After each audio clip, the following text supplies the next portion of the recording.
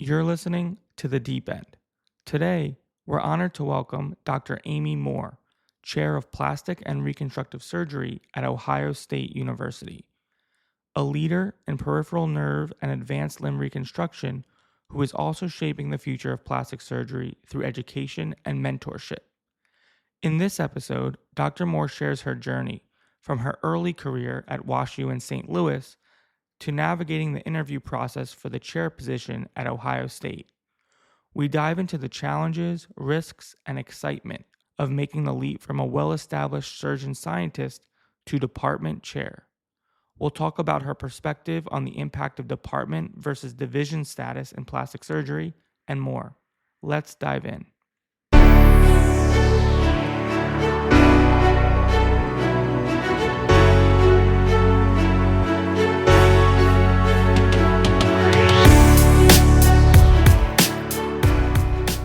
And we're here with Dr. Moore. So thank you very much for joining us from Ohio State. Well, I am honored to be here, and please refer to me as Amy. I'm all about first names. Okay, great. Well, at least your first name is a little bit easier to pronounce than my first name. But you are an inspiration to many. And, I say this from the perspective of being involved in our program, director, education, et cetera. But all the residents, trainees, medical students, your name comes up and they look up to you. And so what I'm always interested in when speaking to people like you is kind of getting a little bit outside of the medicine realm and thinking about your childhood and your upbringing and kind of what molded you into who you are today. So can you talk a little bit about like your childhood, your upbringing, and what you thought were like influential factors? Sure. Well, one, thank you for those comments and that positivity infused, right? I'm loving this. This is so nice of you.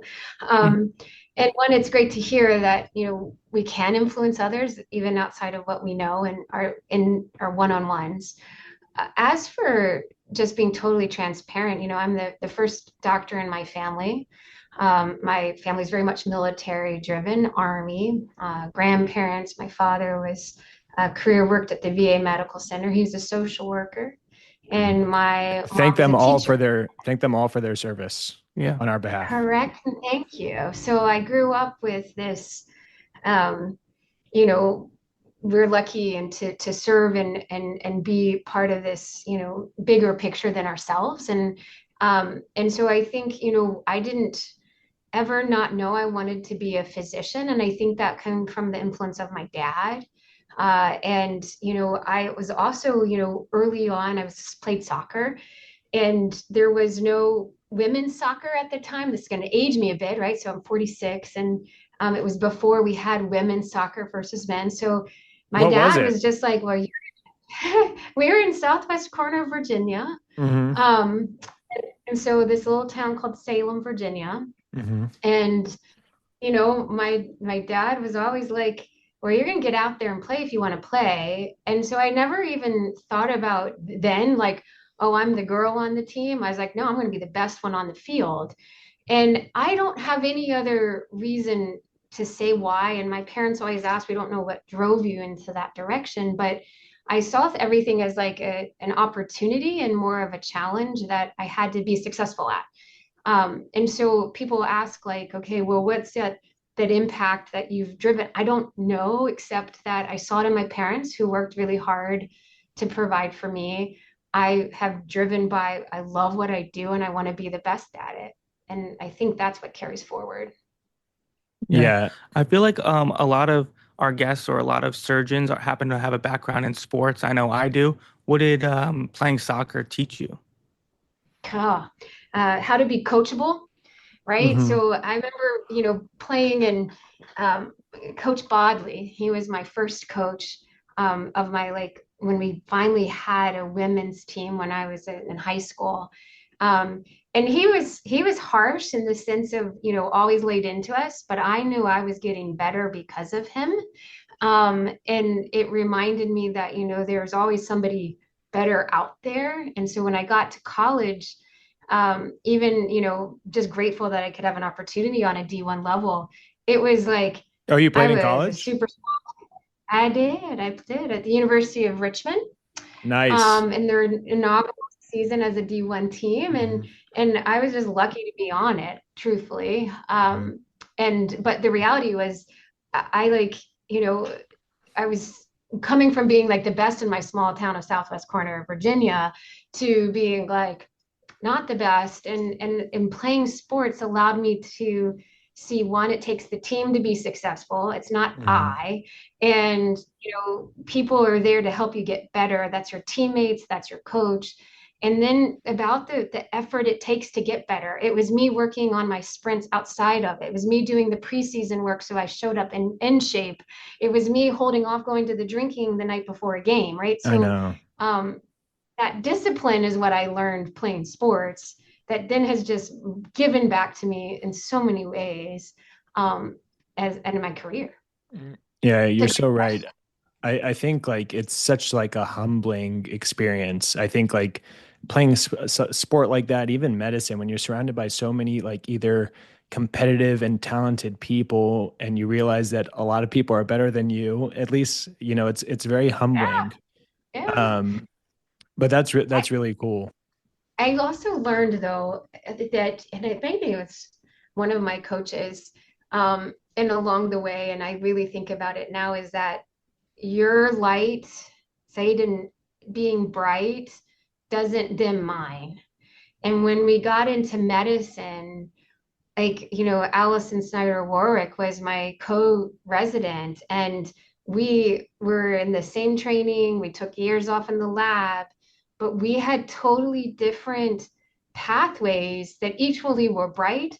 And that competitiveness can be great when it's against yourself, Hmm. but you can't put it against your people. And so when I'm leading now, I'm saying, like, yeah, I'm not the best surgeon, but I'm giving it my best. And we are all okay, and there's not one faculty that's better than the other. They're all different with different lights, and we have to remind ourselves, because I think too often our competitive nature starts being like, well, what are they getting paid, or what are they doing, or how Hmm. many RVUs are they? And everybody's role is a little different, and, Yeah. you're not the same. We're just not the same. Well, I can tell this is going to be bad because I feel like I can talk to you for about 10 hours. So, Well, or you're gonna just say me, like, you're gonna have to give me like these, like these signs to shut up, right? Like no, I cross it love it. out. See, this Hey, is the like best part about this podcast is being able to talk to somebody like you. I love everything that you're saying. That's awesome. And Thank you.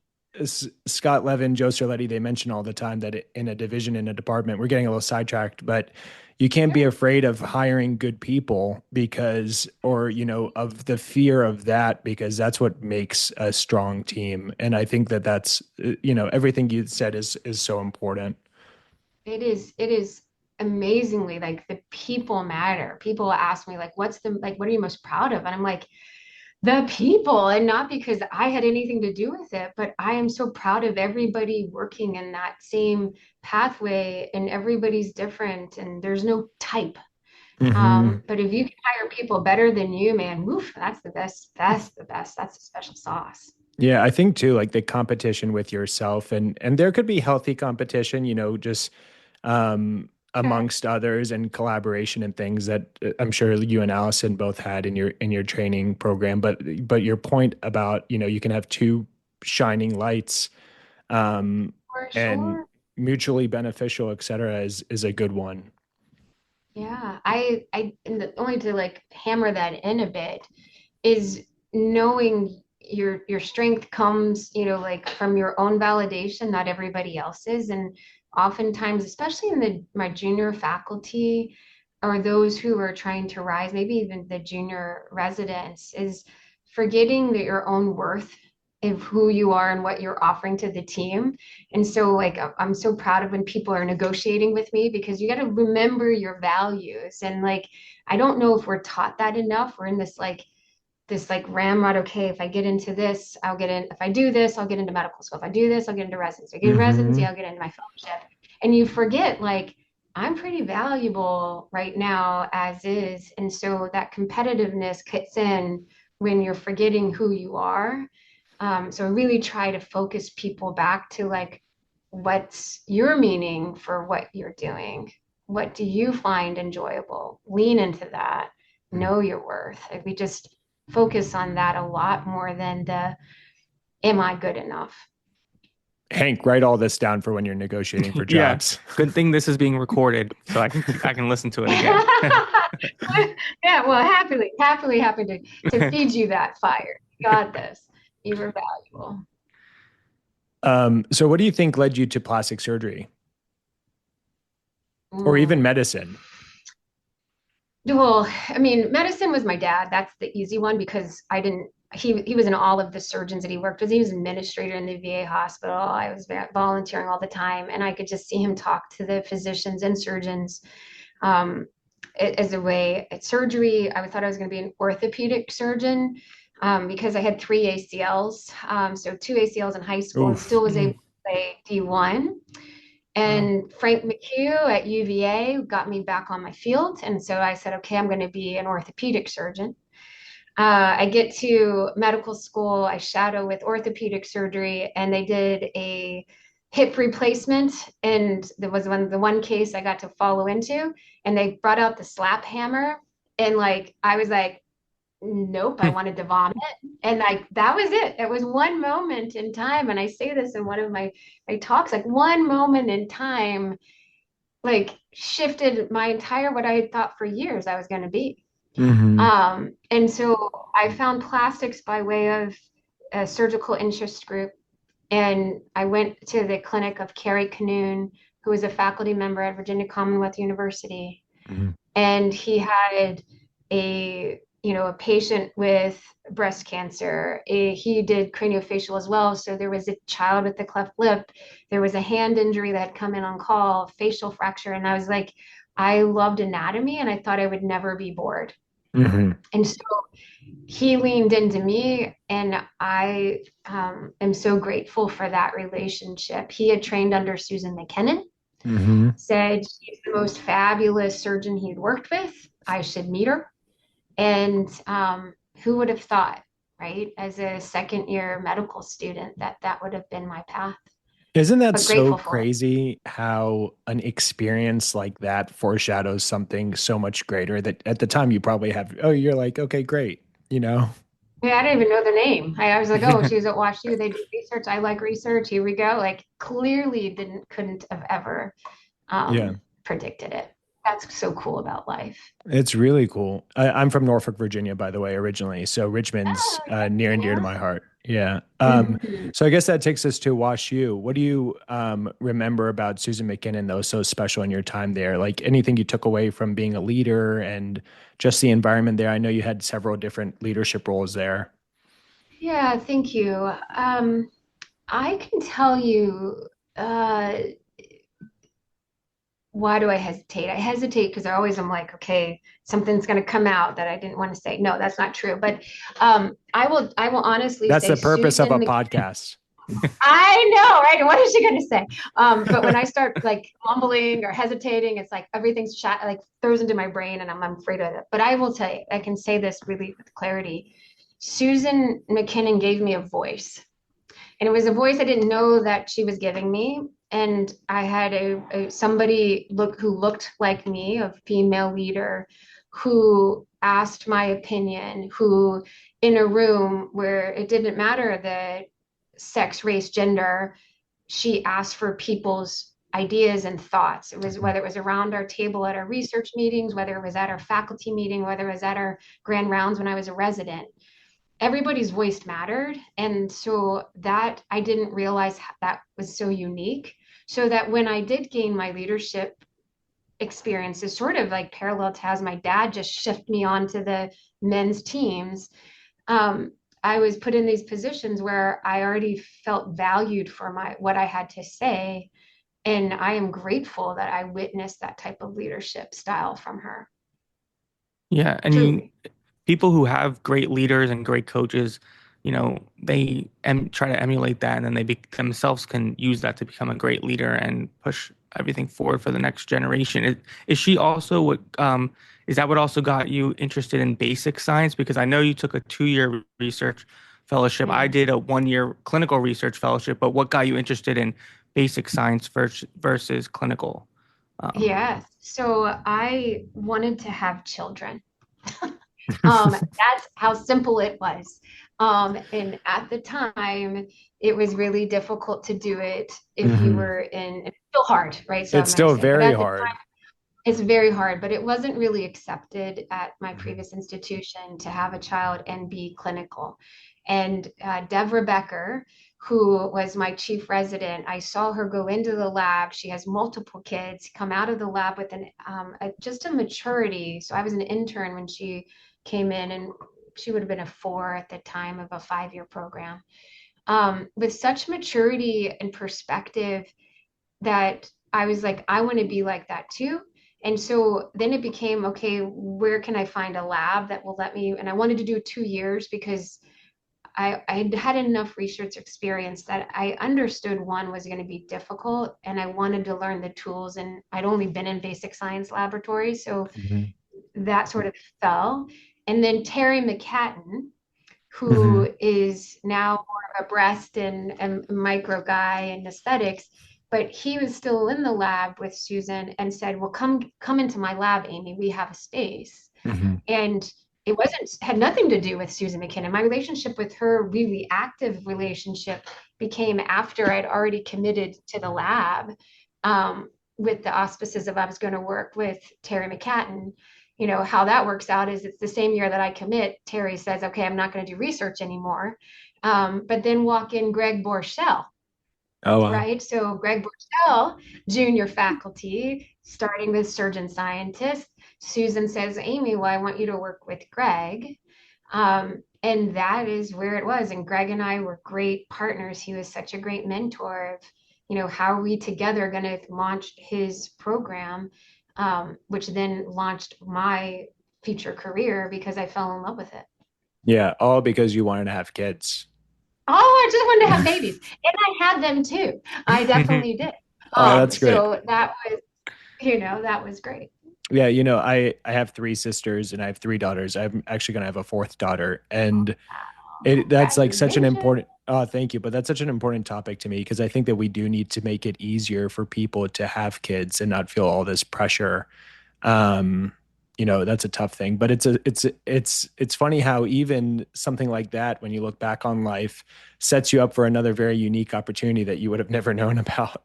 Totally. Like again, like and be grateful, right? Of I would have never known that nerve was going to be my future of wanting it until I was doing it and really, it wasn't like work. It was like, yeah, I can't wait to go and see if I can try this out. And I had to do it until to this day. I kept trying to give up research.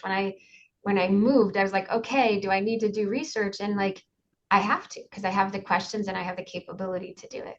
Yeah. Um, but if we go back to kids and to making it better, I am all in and showing that you don't have to take time out. Yes, it's easier if you do, but thanks to the work of the board and of giving Hmm. that time where it's not just 48 weeks of 52, right? That you had to work to become a plastic surgeon, which was the Hmm. world I was.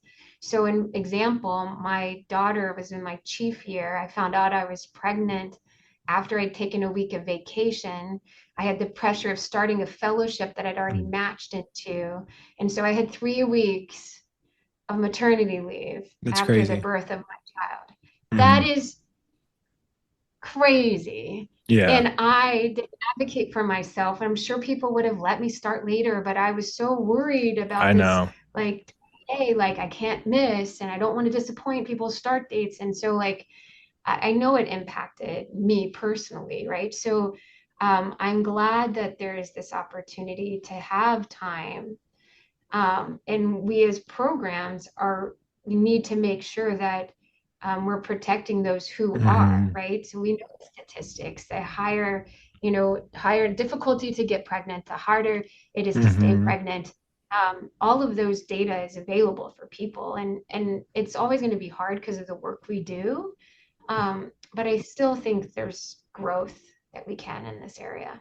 Yeah, I think that fear of disappointment and coupled with your background and military background is a tough couple for taking more time off. Yeah, I Um, mean, we just never knew that you could ask for it. Like I never knew that, I should ask for it. I was so fearful of the system that is really a fabricated system, right? And so I think now as I lead, I try to be as flexible and supportive and celebrate these, great news that we have. Yeah. And it's not being like, oh, you have to make up your calls, like things that are just like, are we really setting that up if that's what we're asking of our teammates? And the truth is, like, there's so many like rules and guidelines that we set forth and create, but we also have to go beyond that and actually encourage people to do it, because just like the 80-hour work week or whatever, and Yeah. that gets violated, people, work longer, et cetera. But until you have good leaders who can step in and actually make it easy and worthwhile and a celebration rather than, a repercussion, I think Yeah, that's the biggest totally. thing. Well, I love that celebration, not a repercussion. I'm Like surprised the I came up with reality, that on the fly. I mean, well, let's cha-ching it, right? Because it really it does have both, right? We can have both, but in a positive way. And I'd say about having kids, and it's the hardest thing I've ever done. I mean, Yeah. literally as in residency in my junior time, and even now trying to balance, kids that are going to go off to college. But it is the best decision I ever made. Yeah. And it put in perspective, I tell any junior faculty member, male or female, if you're thinking about kids, don't wait, have them, because you don't know what life's going to bring you, and know that we will work through it. It's like the same thing with our residents. I say the same thing to them. Medical students who are contemplating, well, I don't want to do a surgery career because I don't think I'll be able to start my family in time. I'm like, let's go. Let's talk about these things. So Definitely important talk to about just it. talk about it. And life will, fast forward before you know it. That's the scary part. So you think about it, you think about it, you think about it. Next thing you know, 10 years has passed. But anyways, that's such an important topic in and of itself that we could talk about for Yeah, hours. totally. The One thing that I'm curious about is, what do you think set your, like, first off, did you ever foreshadow at any point that you would be chair of a department? I know there aren't that many departments of plastic surgery in the country, but did you ever foreshadow that? And you're not gonna say anything along these lines, but this is the time, and I'm asking you, so I want you to say it. What do you think set yourself up for success in that search when they were looking for a chair of a department of plastic surgery? Okay, well, we ready to be real? I'll be real. Yeah, be real. Um, I'll be real. So no, the answer is I never thought I was going to be chair. I actually never thought I was going to be chief or like thinking in that way. I knew I liked efficiency. I like supporting people. I got the chief or the section chief as a retention. Again, probably not, should not be sharing, but I'm sharing it because I have nothing to lose. And it's not a thing, but it was to keep me at WashU was I wanted to have more control over my hand people because I felt us all struggling and I wanted and could see a vision forward. And so I was supported in that realm. And I was one of the first section chiefs of our plastic surgery division. So that it was Dr. McKinnon and I going to the Department of Surgery's chiefs meeting to help give a bigger voice to plastic surgery, right, at that bigger venue. And I learned sitting in those meetings and the dynamics that were coming through me. And I would go back to my chair, but also I was reporting to chair and chief. And so I didn't know the tools I was learning when that was happening. So fast forward, Susan McKinnon decides she's going to step down. Here's her succession plan. Our chair of surgery is going to hire a new division chief. And, at that time, I was fully funded. I was very busy. I was leading. I felt well. Was thriving on our personal level, our best friends and things. And so thinking, okay, what would be my next step? And my peers at the division were putting their names in for the chief position. And I had a good relationship with my chair. And I asked him, if you're going to be considering my peers, would you consider me? And I honestly think he was almost laughed. Like he held back like I have other things for you, Amy. Like I'm gonna look outside of the division. I want outside of WashU. We need new blood. And so he gave me this whole spiel. And I was like, okay, great. Thank you. I'm good. I'm happy. I'm doing this thing. You have other ideas for me. Fine. Like, and I actually participated actively in the recruitment of different people to WashU because I was proud of what I was doing and I was Mhm. happy. Like, I didn't need a change. Okay, well, then 2 weeks later, maybe I get an email from Ohio State asking me to consider applying for their chair job. What do you think prompted that email from Ohio State? Maybe it's because I sat on every board of our society at that Yeah. time, or maybe it was because I had been given lectures across the country, or maybe because, hey, let's put somebody who has research funding, and I was one of the few on the short list. And Ohio State wanted to build a tripartite mission within a department. It already had incredible clinical excellence, but it was missing these other things. And so that may have put us in a little bit of a short list, right? Here's a tenure track faculty trying to do this. And so I don't really know why. And I ignored it because I Mhm. was like, oh, this is a joke. My department chair doesn't think I'm ready. This is a joke to be a department chair, right? And then I get a phone call, and I happen to be with Mike Neumeister as his visiting professor. And the Ohio State Wexometer thing comes across my cell phone. And I was like, Mike, they keep asking me to apply to be chair. And literally it's probably the third or the fourth time. And he stops the car in the middle of this, and in my head in Springfield, Illinois, is thinking like, and the dustpans were like, you could just think of this like imagery of just being out in the middle of nowhere. He stops the car and says, well, why haven't you? And I think that was probably an incredible moment when he said, I'll help you.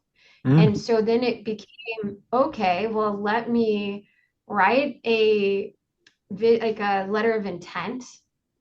In the process of writing the letter of intent, it was like, wow, I have done this. Like I have led this, I have done this, I've set this, like I have a vision. I Mhm. knew people at Ohio State. I had called them. I said, what do you all need? What is it going? And I will fast forward because I can see you doing, no, they've crossed me off. But No, the fact is, it actually, I wanted to tell you, I was thinking of it's one of those things where you were saying it's giving yourself credit for the things that you can do. It's going back to that, and not selling yourself yes. short. Yeah. And I didn't know it until I wrote it out. Hmm. So I encourage you, if you're ever questioning of your worth, write it out because you have accomplished much, right? And Hmm. so when I went to my first interview, thinking I was just the token person, and with enough confidence to know at least I got the in-person interview, and some of my colleagues hadn't. Um, I went into it with nothing to lose because I didn't really want the job. I just moved into my dream home that I had years of renovating ahead of us. Like Yeah. literally on my day that I got back from my interview, we moved in. Hmm. And I went into this with full heart of like I couldn't hurt it. So all I did was kill it. And Yeah, the questions exactly. that Ohio State asked were like, I've Hmm. experienced this. I've been sitting in this Chiefs and Chairs meeting and like Hmm. um and then I saw that Ohio State saw me for what I could be. And unfortunately, Wash U was really great. I'm grateful for it, but they only could see me for what I was. I was the Hmm. resident who worked really hard. I was the researcher who said yes. I was the this. And so it wasn't ever anticipated that I would ever leave St. Louis. And it was the hardest decision I ever made because part Hmm. of my retention was offering me the chief job there. Hmm. Um, and turning down the chief job at where I had grown up, where my friends were, where my husband had a great job, was literally the hardest decision I've ever made. Wait, I didn't catch that And you grew up there. well, like I grew up as a surgeon there. Yeah, yeah, that's I true. did Yeah. my residency there. I did Yeah, my yeah. first years of practice Actually, there. you spend more So time there at that point than you did in college and everything else. anywhere. So I Yeah. literally grew up there, right? Um and so leaving was hard and it hurts and it still feels a little like, but I left with the opportunity that I couldn't give up. here's, they gave me a lot of money to build a new department. And it wasn't me. It was like, what could I do? And I could see so much good in it. And I haven't turned back. It's just been amazing. Grateful for my experience at That's so WashU, awesome. but super like what a great decision. It's What a great yeah. Well, I'm very happy for you. And it's decision. funny how again life is coming full circle because you're on a panel with Mike, right, at Yeah, ACAPS. yeah, the Yeah. Hampton chairs. Every time I see him, I'm like, God, I couldn't have done this without you. But Yeah. him and Paul Soderna and Bill Kuzan came out of the woodwork to help me negotiate, to help me do it. Like they're like, we're not going to let you fail. I was like, well, they're not failing. I've never failed at anything when I put my heart into it. Like we're not failing. Let's not talk about that. That can't even Yeah. come into conversation, but help me get what we need because I don't know they had. And so I am grateful for Mike. He knows it. I tell him every time I see him, I'm like, I wouldn't have this great job if it wasn't for you. Yeah. I want to And I say wouldn't one. have negotiated strong. Yeah, I want to say one thing, and then I know Yeah. Hank has a question, but I did a podcast with Lisa Wu, and she was talking about her early mentors, and she was like, she was naming all these mentors. She was like, you know what? All of them were men, and she was just like, but that's okay. And when you mentioned Mike and how he took that opportunity to kind of mentor you through that process, it's nice to kind of tell other people that it can kind of be you don't need like a specific person to be your mentor. It can be anybody. Totally. Yeah. No, I think that, when we talk about it a lot of mentorship, sponsorship, and advocacy, like Mike didn't know me. He had nothing to say except he, sponsored me to be his VP, learned about me, and was interested in me. And I think that's his style of leadership across the way, right? And I try to lead on that. And now, of like, if I look and put up a picture of all my mentors and sponsors, it's women and men, it's different disciplines, it's Hmm. neurosurgery, Yep. orthopedic surgery, it's physical therapist. Like, where we get, no one does it in a vacuum. And we all need to lean on the people um, who are willing. And I now am like, I meet with people all the time. Like, I don't care. I want to be that for others, Hmm. truly, because I have witnessed the benefits of others giving their Hmm. time and energy for my success. Hmm. The other thing that I find so fascinating is how you could have they saw you for, you were saying that Watch You saw you for what you were, and you kind of were established, and you could have stayed being comfortable, but you kind of took yourself out of out of your comfort zone and pushed And it's a yourself to take risk. another risk. It's a Oh, risk. I Exactly. want to vomit you saying it like that. Yes, Yeah. well, so I'm a little bit of a hippy dippy where I love to meditate, and it was around 2016 where I didn't move till 2019, but 2016 I really leaned into like my wellness, and it was probably early on the meditation and mindfulness and Headspace app, and I was running and I would listen to the Headspace running app, and one of them was something about, I'm going to totally butcher it, but it was when I was trying to make this decision, like it's safe if you're a boat at the shore, but that's not what boats were made for, Mhm. right? Yeah. And like the idea of like, okay, you're supposed to explore and do it. And like, I knew if I stayed, I was holding on to what was comfortable and safe and maybe really have harder time to influence. And I'm sure it would have been harder for me. And I'm so excited about what Justin's done with the program, launching off of what Susan already had. Maybe I would have diminished that a bit, that its growth, just because it was what I'd only already known versus taking that, courage, which I Mhm. will tell you, some days I didn't know I had it. Mhm. But again, thankful that I did. So thank Yeah. you for that, Hank. Like, that's Yeah. actually really kind of you to acknowledge. Yeah, of course. The other thing that I find interesting, especially in my training, is like the difference between being at a place that has a division of plastic surgery versus being at an institution that has a department of plastic surgery. What are the pros and cons, and what are the, you know, major differences, I guess, Yeah, at being at those two types of places? yeah. As a department chair, I sit with my colleagues of other department chairs when we are getting the information with our dean, with our CFO, with our CEO of the entire hospital system.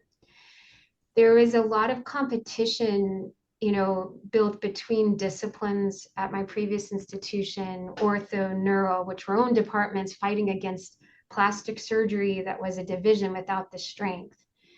We always were waiting for the chair of surgery to wield for us.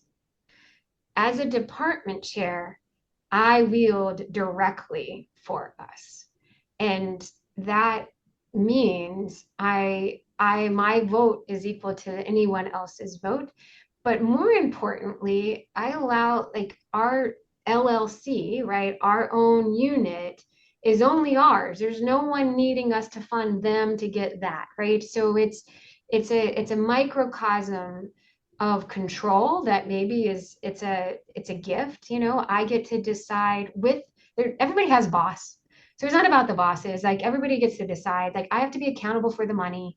Like it's not like I'm going and like I wanted to buy a new laser for our new aesthetics program that's opening. I had to go in front of my chairs to say this is an expense that we need to get. So like it's not so like, oh, free flowing.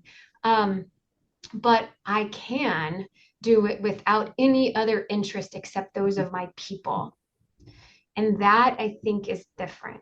The other difference is I chaired the anesthesia chair search committee, right? I sit as vice president of the Ohio State physician groups. That's 3,000 physicians that I am directly involving. I led the retention task force for the Wexner Medical Center. So my influence as plastic surgery echoes for plastic surgery in a positive way. We now have leadership of plastic surgeons running the breast center, which is a multidisciplinary building. And it's because as plastic surgeons, we touch everybody. And so as a department chair, I get to wield that for my team, but also, we all win from it because, without plastics, ortho can't get the wound covered, or neurosurgery can't do this cranioplasty without Carrie Ann Mitchell walking in. And I think that our value is, not more than anybody else as a division. That's not what I'm trying to say, but I can put it in their face more. Oh, we do that too. Let us help you do this. Okay, how are we going to get this new APP? Well, we're going to do it together because we both need it, and like they see how we think as plastic surgeons, as problem solvers. I'm problem solving every day, but it was built because of my plastic surgery background. Long answer to a question. But so it's giving plastic surgery more of a voice, just like how you said Susan McKinnon saw that in you and gave you a voice. So it seems like you're kind of the perfect person to now give plastic surgery a voice. In this sense, especially a common theme that we talk about a lot on these podcasts is how our specialty, a lot of other specialties are encroaching on some of our territory. So I feel like this is the first step or one of the steps in, collaborating, but also not losing some of the stuff that, that's possible for us to lose. Well, totally. And I witnessed it because I was in my fellowship when Marty Boyer in orthopedics started doing all the flaps for lower extremity coverage at WashU. And it was basically born out of they own the patient. Therefore, of course, they can do the flaps without the need of plastic surgery. It's like head and neck. Yeah. It is the same thing, right? And so I lived that. And I had a really good success was that we were doing amputations with, under leadership of Jason Suzer in our advanced amputation program in military medicine, but we didn't have direct major limb amputation credentialing, right?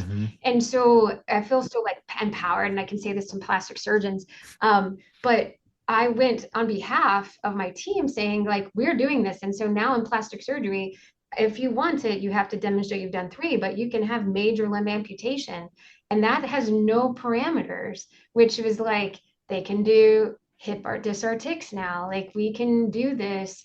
And we're falling back. Not that we need to do it on our own, but it's like fighting that we can.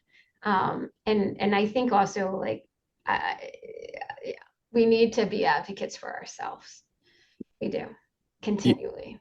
Yeah. I guess going back to the thing about departments versus divisions, it also, do you feel like there's a lot of pressure on you as a department chair because the eye is on you? The eye is no longer on the Department of Surgery that is also kind of shadowed perhaps by urology or thoracic or cardiac. And you can kind of, it's like almost like you can hide if you want to when you're within a Yeah. department. But when you're a Department of Plastic Surgery, you have to be productive. You have to have the research funding. You have to be clinically busy. Like you have to do it all.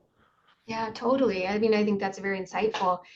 You can't hide, right? Hmm. I can't hide our performances, measured against anyone else. And my metrics for success are different among, you know, I'm being held accountable to the same metrics of success of these other departments that have maybe more people, but also more complexity. And we're sitting there. Um, but I do think it comes as um, I'm lucky, like we have great people who want to work hard, and I negotiated very well for, us to be able to support that. We doubled in size of our faculty. We doubled in size of our APPs. We now have 22. We Hmm. doubled the size of our residency. We have 4 per year. Um, we were able to expand because of the already great um, leadership that was here, but also the word of plastic surgery was strong. Like I didn't Hmm. have to recreate that. I didn't do that. I walked into a really place where people valued us. They Hmm. just didn't know exactly what we did. Yeah. Right. So and what we're good at is like, give me a goal, right? And hold me accountable. And Yeah. I'm not going to, fail. Right. Like that's where I think that's just in our nature. What's the problem? How are we going to fix it? Like, what are we going to do to get there? And I'm Hmm. in an environment that I feel safe and supported. Yeah. So if we weren't making those measures of success, then why? And they would put a team around me to help us do that. Yeah. When you say you're walking into a place where you feel like you were respected as a plastic surgeon, it almost goes without saying by the fact that it's a department of plastic surgery. I feel like that in itself means that the institution respects you, you know?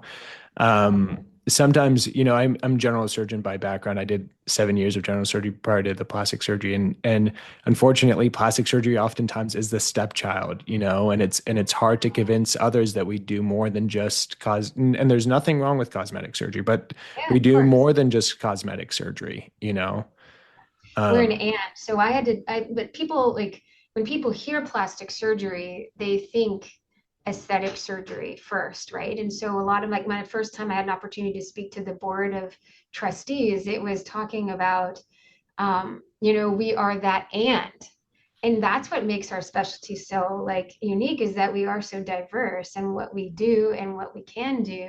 And this is why you need us, right? So like when mhm. I speak the word of like plastic surgery, everybody is like, oh, that's how it relates to me.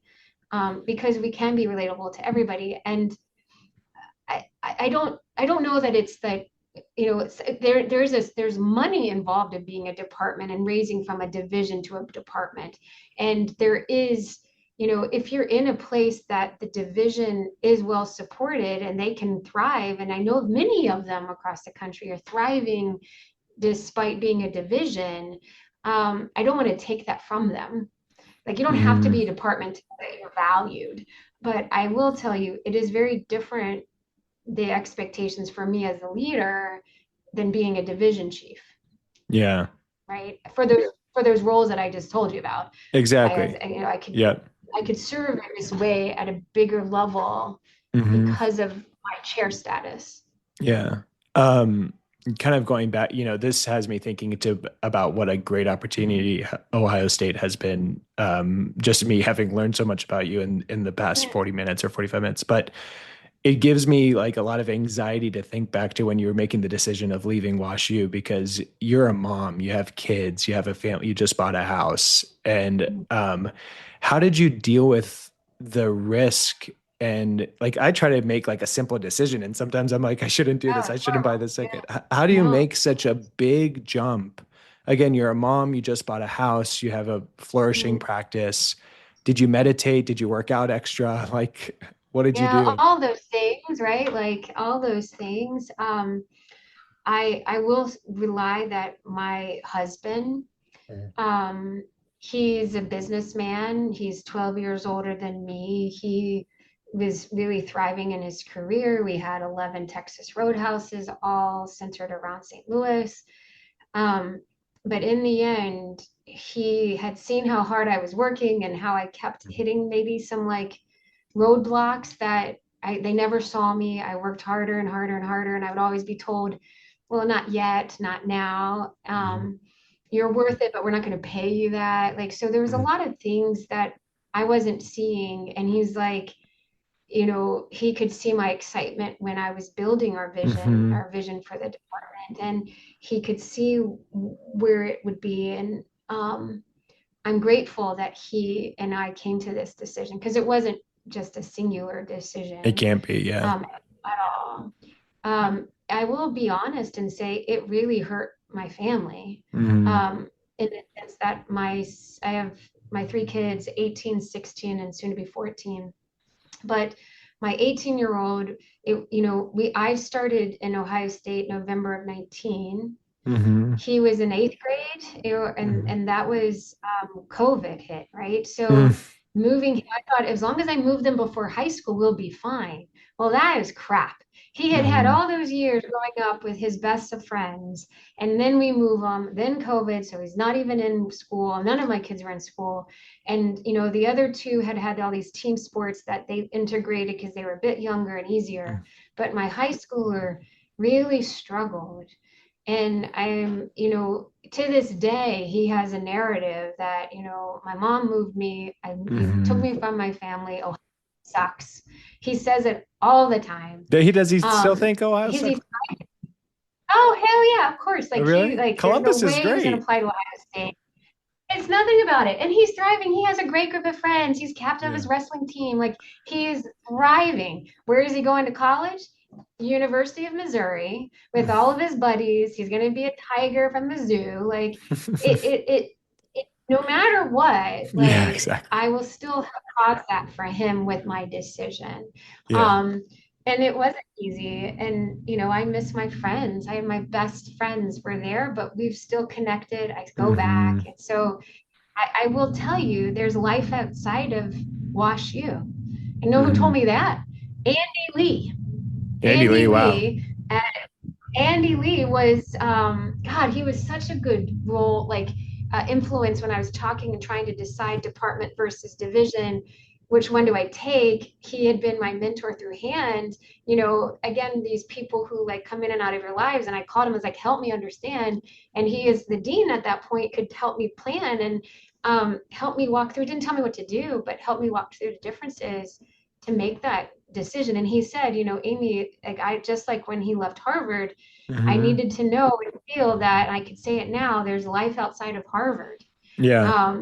And I can say it now, there's life outside of Wash U. I Hmm. didn't know it because I was in it for so long, Hmm. but I'm glad I left. Like I would never have had this Yeah. ability and opportunity. No, and like his example, like every step he took was a greater one, like Harvard to Hopkins as the Totally. inaugural Totally. Hopkins chair, then UT Southwestern as Yeah. dean. But it's so scary at Yeah. the moment, it's so scary to think about their For risks. sure.